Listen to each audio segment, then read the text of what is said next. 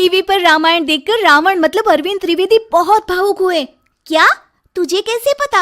Hello app से। देख, ये है हेलो ऐप। जैसे ही आप हेलो ऐप डाउनलोड करते हो, ऊपर सर्च बार में हेलो ट्रेंड्स मिलेगा, जिसमें सभी ट्रेंडिंग न्यूज, वीडियोस, आर्टिकल्स मिलेंगे। उससे आप डे टू डे इन्फॉर्मेशन से अपडेट रख सकते हैं।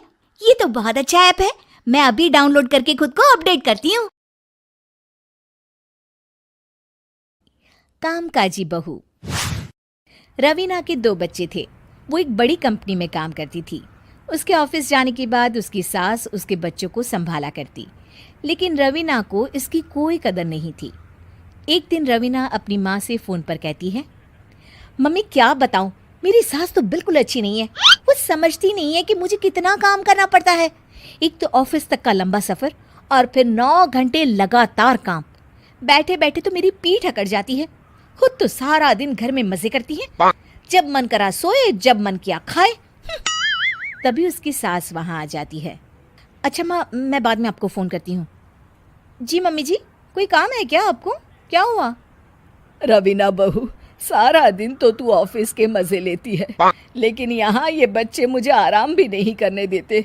मेरी तो तबीयत खराब हो रही है। तो आपको लगता है कि मैं दफ्तर में मौज करती हूँ? आपको क्या समझाऊं, छोड़िए।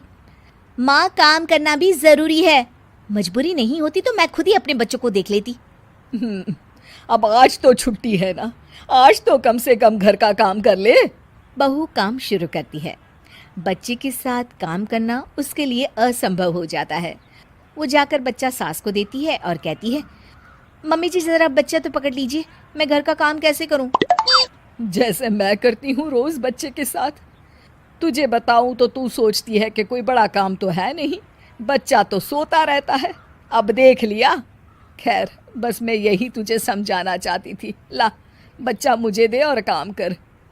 बहू मुंह बनाकर वहां से चली जाती है। वो मन में सोचती है, बात तो सही है, बच्चे के साथ घर का काम करना असंभव है। वो किसी तरह काम करती है और अगले दिन ऑफिस के लिए निकल जाती है। ऑफिस में उसकी सहेली उससे कहती है, यार तू तो बड़ी लकी है, तुझे तेरी सास खाना बना कर देती है, बच्चे भी देखती है और तुझे किसी बात की चिंता भी नहीं होने देती। अरे क्या लकी, बदले में मैं उन्हें पूरी कमाई जो दे देती हूँ और अपने बच्चे से दूर रहती हूँ वो अलग। हर किसी को ना दूसरे की प्लेट में ज़्यादा घी दिखता है। जा अपना काम कर। अरे फिर भी ये तो है, यहाँ हमारे बच्चे को मैं क्रैश में छोड़ती हूँ, हर पल डर लगा रहता है कि क्या कर रहा होगा। खैर चल, मुझे क्या। बहू घर आती है तो देखती है कि उसकी सास उसके बच्चे को बड़े ही प्यार से खिला रही होती है। वो माँ को देखकर खुश हो जाता है।